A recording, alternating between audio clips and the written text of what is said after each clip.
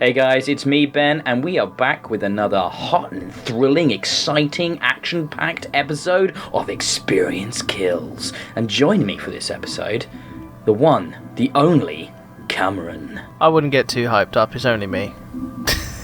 I mean, I thought if I started with an exciting intro, people might hang around for our discussion of a 4X game on console. So it's like I'm trying to lure them in a little bit because most people glaze over when you tell them you're doing a grand strategy game. I know that's what Richard did when I told him. But the downside is that you introduce me and everyone goes, oh no, not that guy again. Oh, it's not Richard. Oh no. Should I introduce what the hell we're talking about here? I think I better, yeah. So I've been playing and Cameron's done some research and he's going to talk to me about Stellaris Console Edition, which I was really keen to look at, even though this game has been out for nearly 3 years on PC. But I just had to find out how the grandest of grand strategy 4X game worked on a console. And if you're not aware, 4X stands for, do you know, Cameron? Do you know, without looking it up? You sent me notes, I glazed over it, I already forgot though. Okay, it's explore. Enthrall me, come on. Explore, expand, exploit, and exterminate, which is a term that came from the early 90s to describe this type of... Oh, okay. Sorry. Very good. This type of grand strategy, as we call it. So what I mean by that, and in the case of Stellaris, is you can't really get any bigger a scale. Now, Paradox Interactive have recently brought out some console versions of their previous big hits on PC. So Cities Skylines came out to console and was very well ported, and so did Surviving Mars, and that's also really nicely adapted for console. And I'm happy to say that what we have here with Stellaris, even though the scale is so impressive, is still done in a really accessible and intuitive way on console. I was kind of worried about this actually. I was like, how are they going to make this work? But it does, and it's super good fun. I've always been worried personally about certain games on not necessarily just a grand scale, but of like RTS games transferring onto a console. I've always been just a little hesitant about. I mean, I'm far from PC master race. You know, I'm more than happy to play any kind of console game, but I personally feel some games are really best suited for one console. But it's good to hear that it is a good, it's a good port onto a console. So just a little bit of a sort of a look into Ben's formative years. I grew up playing RTSs, turn-based strategy games, and great games like this on PC. So when everybody else was playing with plumbers and hedgehogs, I was taking over the world. But, we're not talking about that today. We're talking about Stellaris and how you actually get to control the entire flipping galaxy.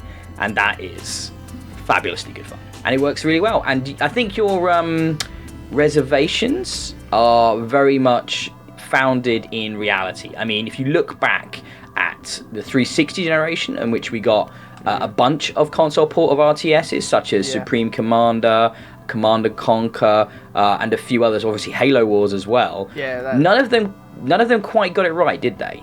No. Halo Wars in specific is kind of the main one that kind of put me off a lot of the RTSs over onto ports personally, because I thought I'd be fully engrossed in the Halo universe yet again. But for me, it just kind of flopped personally, both in playstyle and kind of the game itself personally. No, that's fair enough. But I mean, I'm really happy to report that the PC version of Stellaris has done brilliantly well here on console, as I've mentioned now a few times. But let's talk about some specifics. So this is the version 1.7, which will mean something to you if you're a PC player. And the reason that that kind of version number has been conveyed is that they are going to try and bring the console version into parity with the PC. Now that's going to take a little bit of time because obviously the PC is well ahead with expansions and DLC, but they already have plans in place to release DLC for the console version. So that means there's actually a couple of ways you can purchase it. You can purchase it with sort of a nominally priced season pass, the deluxe edition, or you can pick that up later, or you can buy the DLC in piecemeal. I have been playing it obviously without the DLC because that's not out yet. And the version I was playing is predominantly on the Xbox One X. But to be honest, I don't predict any big performance issues even on a regular Xbox, to be honest. I think the game itself is scaled in a way that It's not very intensive on the performance side of things. There's a lot of text. There's a fairly complicated UI, but once you go through the really decent tutorials, which are just pop-ups which you can basically enable at the start of the game, you can, you know, get to grips with all the different tiny elements of, you know, this grand strategy game. And it is incredibly detailed. This scale on this, everything, so basically you can start with the perspective. You can zoom all the way in to a single ship orbiting a single planet, and then pull all the way out to see the entire galaxy of up to 600 stars, you know, spiraling around its center. And it's truly awe-inspiring. And then 600 stars means each star system has a selection of other celestial bodies orbiting them. So there's multiple planets and moons and asteroid fields within just a single star system. To give you an idea of the levels of detail that has been put into this game, it's truly breathtaking. And to kind of reflect that scale, you have a control over your empire or your civilization, which is truly unparalleled, I think, in the 4X space, especially on console, because there's nothing like this on console. And you can customize your race to your heart's content, from names to traits. Do you want to be, and I'm pretty sure, Cameron, you're going to want to be this, a fungal race hell-bent on dominating the galaxy under your iron will? Or would you like to be a pacifistic race of sort of bird people who believe in using robots to do all the heavy lifting? My laugh says it all. Fungus boy, let's destroy everything. I'm that kind of player all the time. You're just gonna... the spores will spread, eh? Oh god, yeah. I'm talking hostile takeover, the flood, everything is... Yeah, you can do this. You can do that in Stellaris. You can play as that race, basically. You have many sort of different types of looks you can go for. You customize your flag, you pick your names, your traits, like I mentioned, and that's just the beginning. The interesting thing about Stellaris is your society may evolve and change quite a lot. Actually, it can completely alter based on the events that happen in your galaxy and in your particular playthrough. You might find yourself up against... Sorry? That's such a really nice, interesting thing to see, actually. Your actual society and civilization changing as the galaxy changes, like, as a result of your actions, is actually... I can't really think of anything that'll have that sort of... another game that has those sort of repercussions. So there's one thing that comes to mind for me, but it's another Paradox game, which is Europa Universalis. And those are games like this, but set in the real world. And the reason that you get these evolutions of your culture and your society is because the game is played out of over hundreds and hundreds of years. So you're going to have your leaders. They will die, and when they die, you'll have elections and stuff, and you'll bring in new leaders, and they might have different political beliefs. They might have different parties that follow them. So you're going to have to develop your society in line with them, but maybe you're going to have to compromise. Maybe you're going to have to make hard decisions about, you know, is slavery the right way to go when 67% of the followers of my civilization think it's shit? Probably not. Might want to cut that. You know, maybe that hyper-expansionist aggressive idea of your fungal spores worked in the early game when you didn't have a lot of strong opposition, but you've just butted up against this techno-industrious society that's really dead against becoming one of your spore legion, and so maybe you're going to have to evolve your thinking. Maybe you're going to evolve it in a way in which you're going to take over that other civilization by, say, propaganda. You know, maybe you're going to get in there and make them think they want to be part of your spore group instead of forcing it upon them. That's the best part of a totalitarian dictatorship, mate. I don't need to take crap from anyone else. Well, I mean, that's the beauty of Stellaris. You can play it pretty much any way you want. And I've spent a bunch of time with this game, but I've barely scratched the surface already on console. And there are, of course, like a trillion ways to play this game. And you can literally take... you know, any angle, any direction you want to come at this, you can do it. Beyond that, there is sort of a central mystery. There's like a proto-civilization storyline. There's a few different like plot storylines that as you're exploring the galaxy, you can find information about, and you uncover ruins and things like that. And all the writing that conveys this story is actually really well written. Everything is actually really well written, from the UI designs to the tech trees to the diplomatic screens. Everything has a strong, deep understanding of what makes 4X games compelling. You know, there's just enough flavor text, but all the information you need to effectively run your empire is also given to you in a very detailed macro and micro level, so you can always understand what you need to do to progress. For example, in my playthrough, I've just pissed off the wrong guys, and they've like totally invaded me with a much stronger army than I thought they had, or a space fleet. And now I'm kind of at a stalemate and looking down the barrel of a very horrendous defeat. But I'm not going to give up, because I believe this game has the potential to kind of change, evolve, and I might end up finding a way out of this predicament. So who knows? Be honest though, Ben. Is it actually Gandhi with nuclear bombs again? It doesn't look like Gandhi. It looks a bit more like some kind of, I don't know, weird mammalian race. It's hard to describe. They look pretty strange. I'm playing as a bird-like alien in this, my guys. That's the one thing I want to mention. What this does, what all these systems do, and what Paradox also did with Europa and games of that nature, is it constantly creates stories about how, you know, you got into this scrape with this group, how your civilization has gone down this road and ended up at this place. That's why there are dedicated communities that roleplay in Stellaris, that really sort of get in character and stay in character and work as groups to make decisions for their playthroughs. That's why it's got a huge streaming community, because there is so much fun storytelling that you can come up with within this grand scale.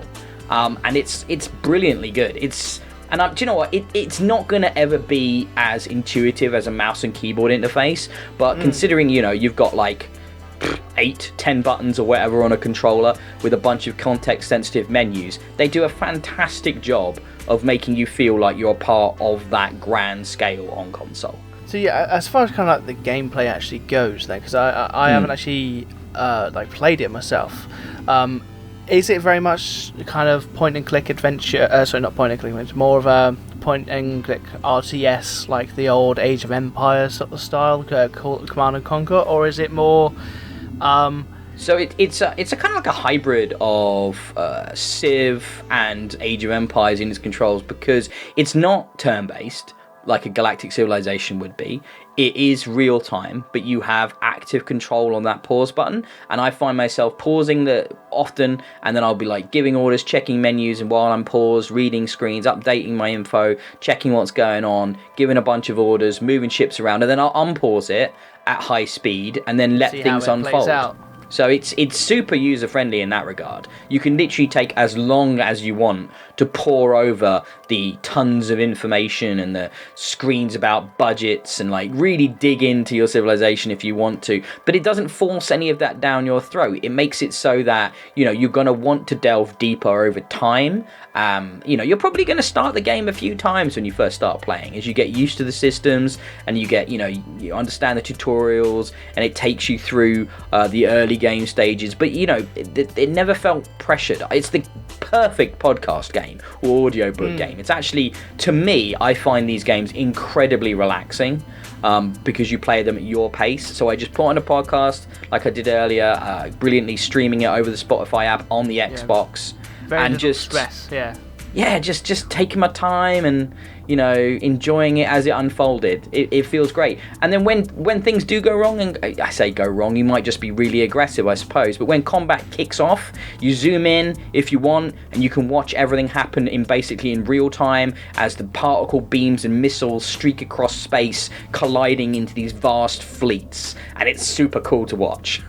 And it looks really good. I think there are, graphically it looks fantastic. Yeah, it does. There are prettier games of this genre on PC, but I think what they've done is they've favoured performance and stability and reliability over flashy particle effects on Xbox and the console version. But, you know, to me, as someone who just enjoys the gameplay regardless of the visuals, I think it does an incredible job because of the scale. I absolutely love this, man. I was predisposed to love it. I was always going to love it, pretty certain. But, you know, this is my jam. And I love that games like this are now on console. It's so much fun. Just for the nerd in me, just to answer Yeah. this question, how long did it take for like a fleet to kind of cross over to another civilization, another solar system? So like, is it in game kind of years, or No, you have hyperspace. I mean, the game opens up with the reason that you're expanding into space is you've discovered hyperspace travel, so you can travel between the different systems quickly. right? Okay. Yeah, don't worry about that. Actually, I feel like the pace is really well measured.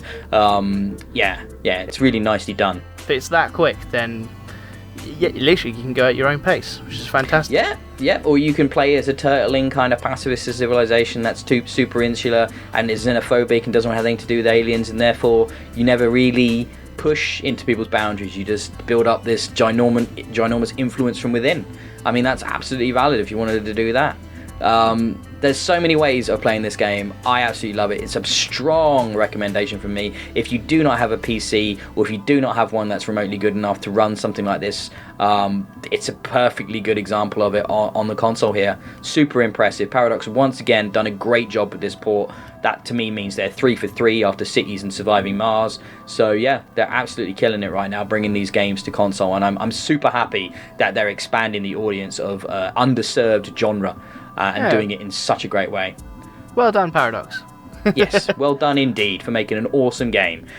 So keep your eyes and ears to Experience Kills on YouTube. More videos coming all the time. Plenty stuff coming up for us as the year progresses, and we hopefully go from strength to strength. You can follow us at Experience Kills on Twitter. You can also find audio versions of all of these videos. You may not even be watching this video right now. You might only be listening to it on audio, but that's available on iTunes and Spotify, and on a RSS feed aggregator if you don't like using those mainstream services, which is fair enough because iTunes isn't the best usually.